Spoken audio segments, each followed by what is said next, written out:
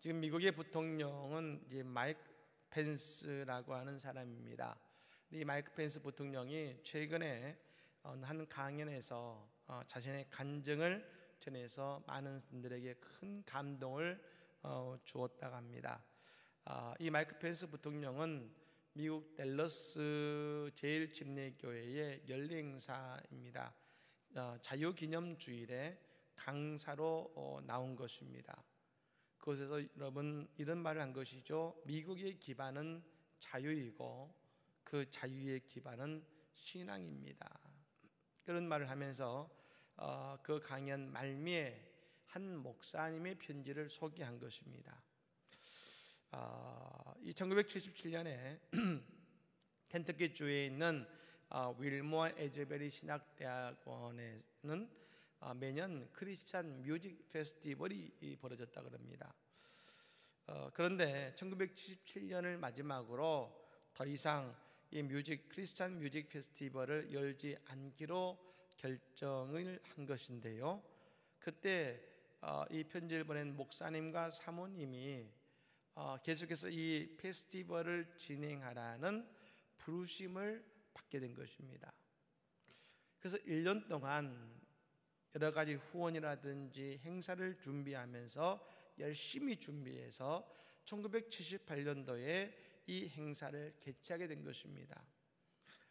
여러분 하루만 한 것이 아니라 여러 날을 하는데 토요일 밤이 이 페스티벌의 가장 중요하고 가장 극적인 행사가 진행되는 토요일 밤인데 토요일날 비가 내려버린 것입니다.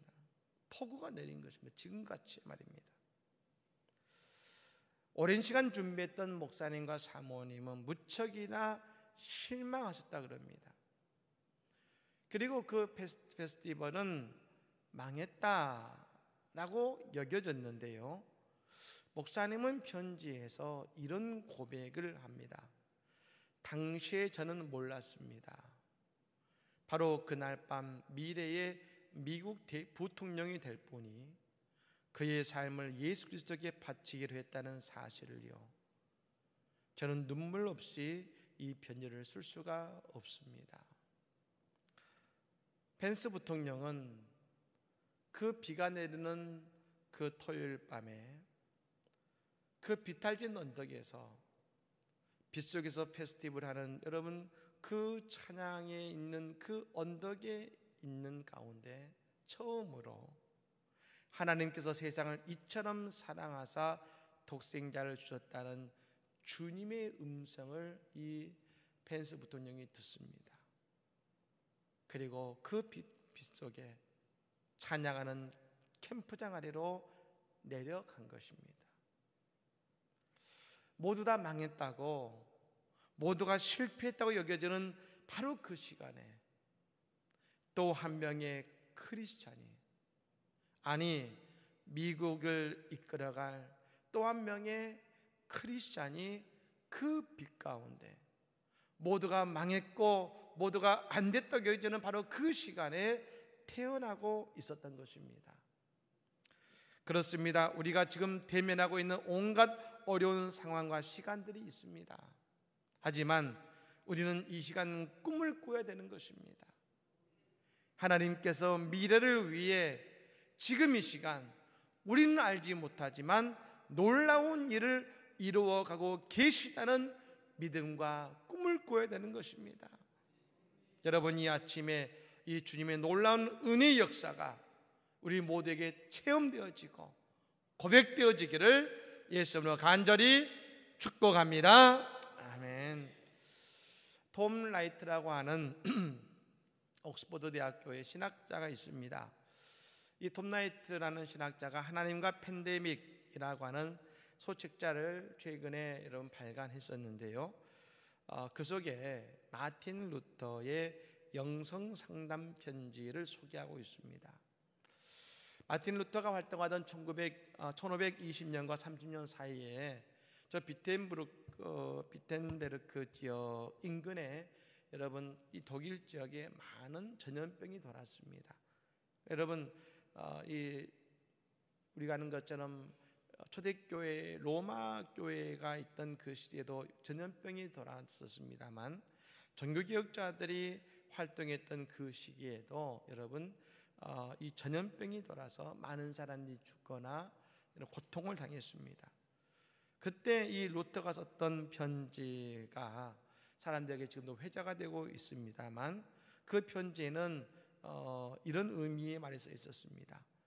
루터는 전염병이 덮쳤을 때 그리스도인의 정상적인 행동은 도망치는 것이 아니라 그 자리를 지키고 아파 고통받는 이웃을 돕는 것이라고 루터는 확실하게 믿었다는 것입니다. 초대 로마 교회도, 종교개혁자들의 교회도 그들은 어려운 시간, 고통의 자리에서 하나님의 살아계심을 드러내는 통로가 된 것입니다. 그 전염병의 자리에서 이 종교개혁자들이, 이 믿음의 사람들이 그들을 도우며 어려운 이들을 도울 때에 사람들을 통해 사람들에게 하나님의 살아계심을 드리는 것처럼 말입니다. 이들은 그런 하나님을 드리는 통로가 되었다는 것입니다. 오늘 본문은 다윗과 골리앗에 대한 말씀입니다. 골리앗은 우리가 아는 것처럼 큰 거대한 장정이었습니다. 키가 2m 80 정도 되는 장정이었고요. 그를 성경은 뭐라고 하냐면 용사라고 합니다. 용사. 근데 여러분, 다윗은 어떤 존재입니까?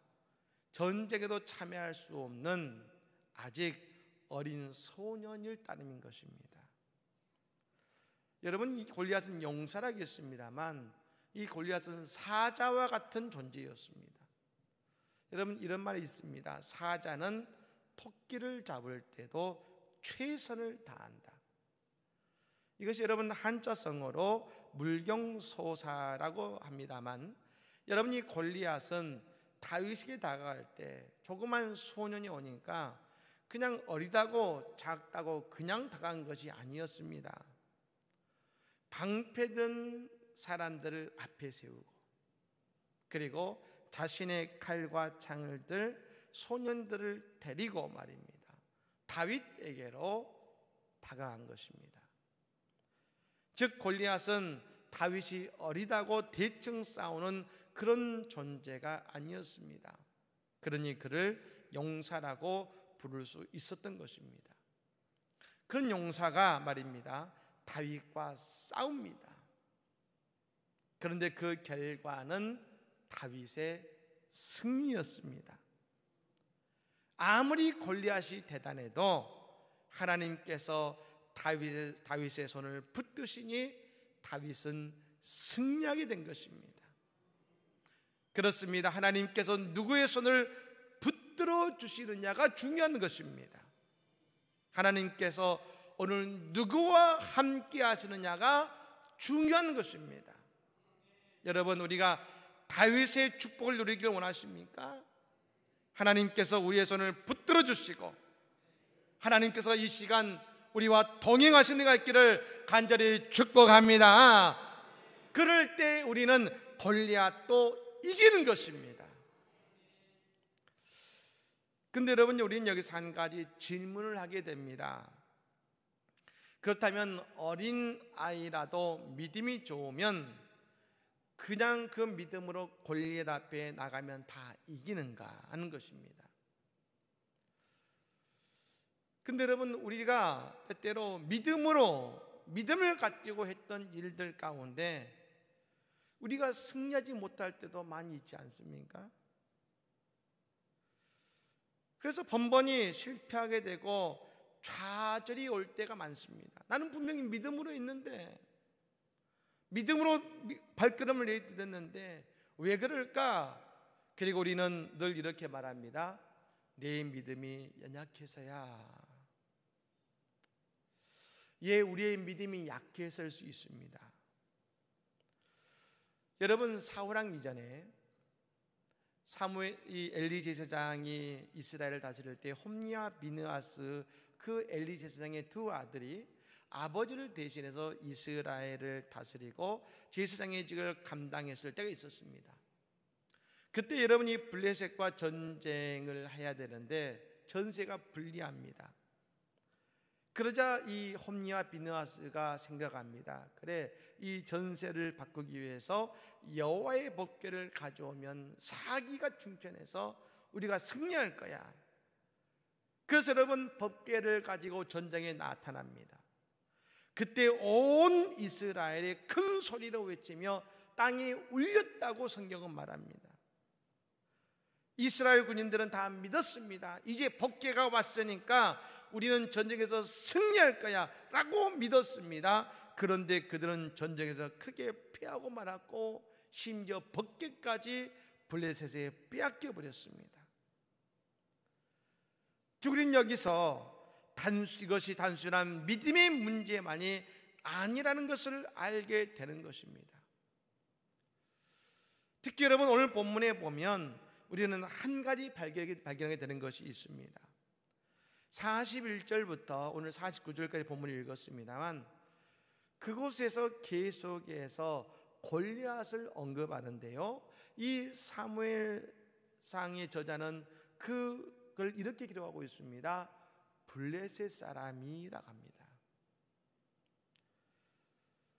골리앗이라 말하지 않고 블레셋 사람이라고 이야기하고 있다는 것입니다. 저는 여러분, 이 말씀이 이렇게 받아들여졌습니다. 그 블레셋 사람은 단지 골리앗뿐 아니라 우리가 이 땅에서 어찌해 볼 수 없는 인생의 문제이고, 이 골리앗 사람은 우리에게 그와 같이 다가오는 그 어떤 누군가이기도 하고, 또한 내 인생에, 내 마음속에 나를 움직이는 인생의 사건, 트라우마일 수도 있다는 것입니다.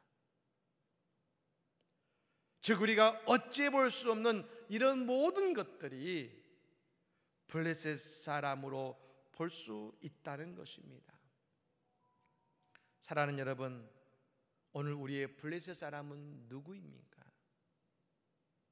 누가 나의 블레셋 사람입니까? 코로나 바이러스입니까? 가정의 문제입니까? 경제적인 문제입니까? 아니면 과거의 나의 상처입니까?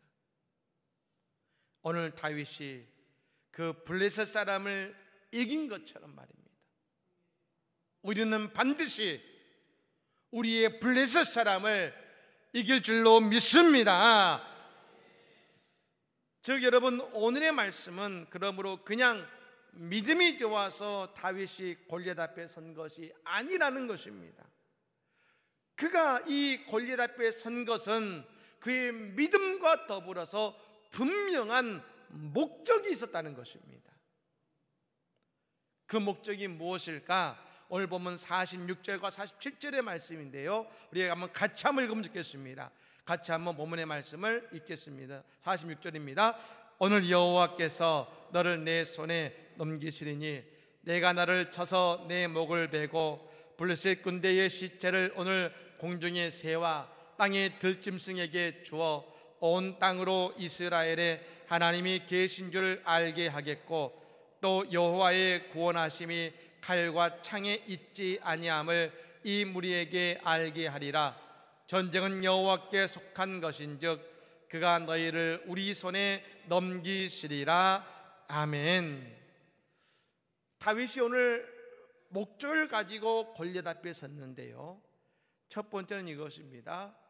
다윗이 골리앗 앞에 간 것은 이 무리에게 알게 하고 싶어서인 것입니다. 47절에 보면 이렇게 말합니다. 여호와의 구원하심이 칼과 창에 있지 아니함을 이 무리에게 알게 하리라. 여러분, 이 무리는 어떤 무리입니까? 바로 그 자리에 있던 이스라엘 군대입니다. 근데 여러분, 이 다윗은 이 무리라는 말을 쓸 때 어떻게 썼냐면, 히브리 원어의 의미를 보면 예배하는 무리라는 것입니다. 예배하는 무리. 즉 여러분, 지금 저 이스라엘 군대는 무엇을 바라보고 있습니까? 지금 그들에게 하나님께서 칼과 창을 주시기를 원하고 있다는 것입니다. 내게 더 좋은 칼이 있다면, 내게 더 단단한 창이 있으면 말입니다, 이 전쟁에서 이기기 때문에, 그것이 있으면, 여러분, 그것이 사실 일리가 있는 것은 뭐냐면, 이 당시에 이스라엘의 무기는 청동기였습니다. 반면 블레셋은 철기를 썼습니다. 여러분, 청동기와 철기가 부딪히면 당연히 철기가 이기지 않겠습니까? 그러니 그들은 전쟁에서 말했습니다. 무기 때문에 안 돼.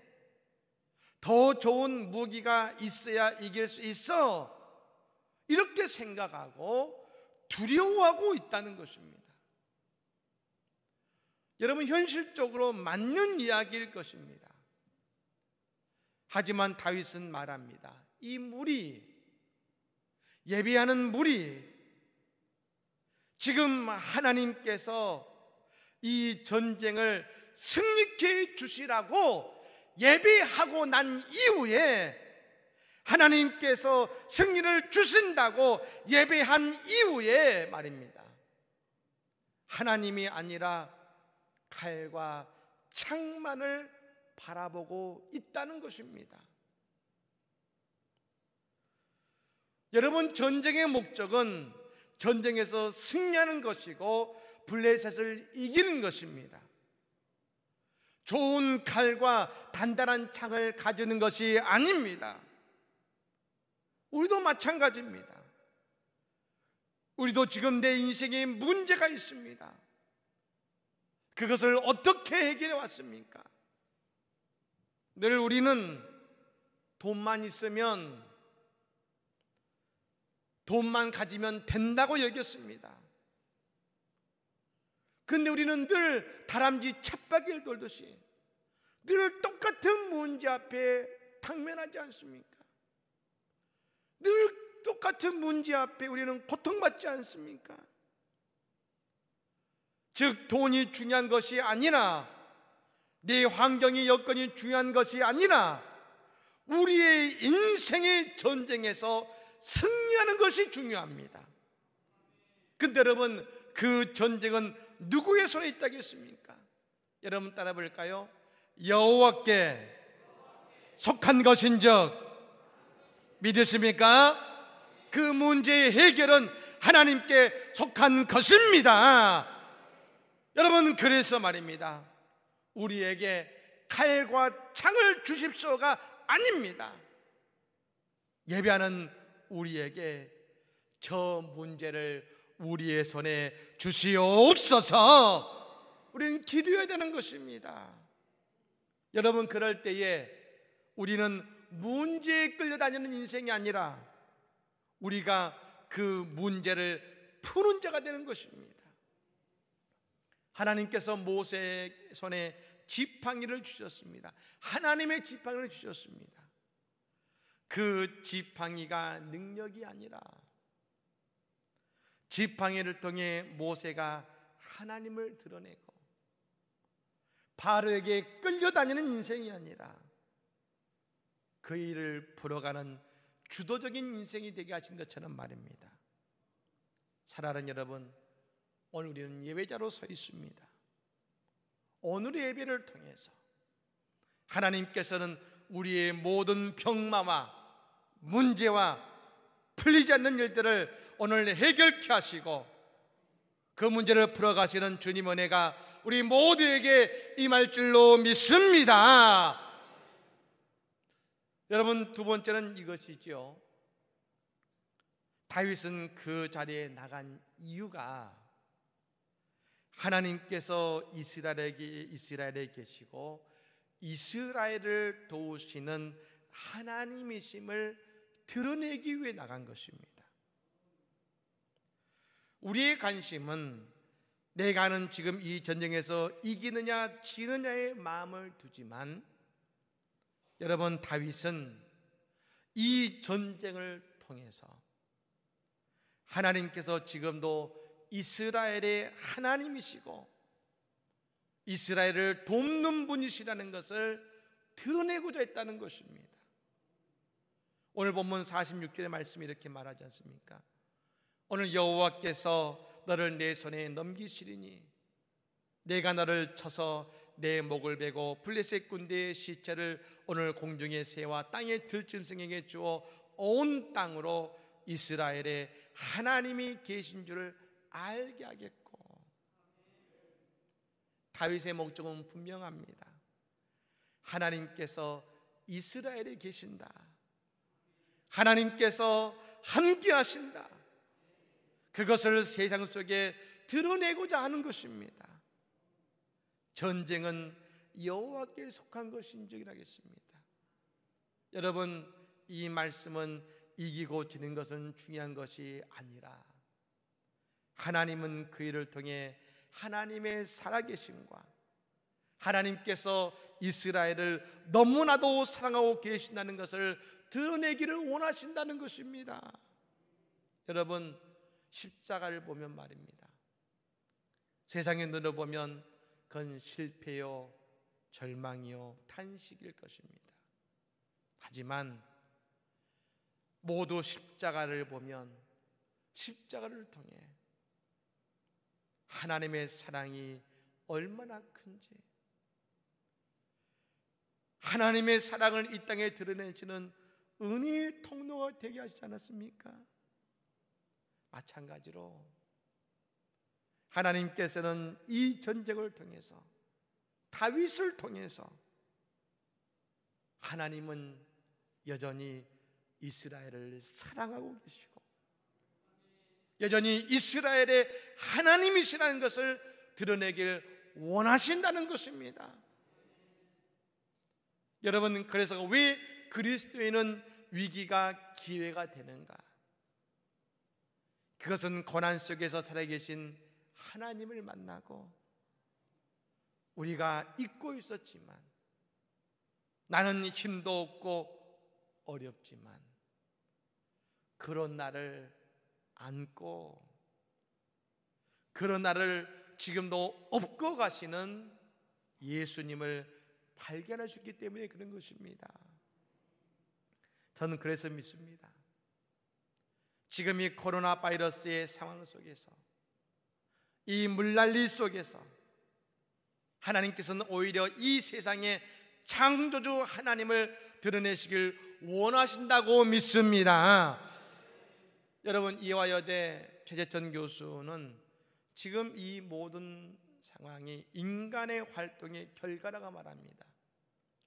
그래서 인간에게 두 가지의 백신이 필요한데 그것은 생태 백신과 더불어 자연과 공존하는 행동 백신이 필요하다고 이야기하고 있는 것입니다. 주구리는 여러분, 이 시기를 통해서 하나님께서 여전히 우리를 사랑하시는 분이시며 우리의 구원은 오직 하나님께 있다는 것을 다시 깊이 깨닫는 은혜의 시간이 되어야 된다는 것입니다. 그렇게 될 때에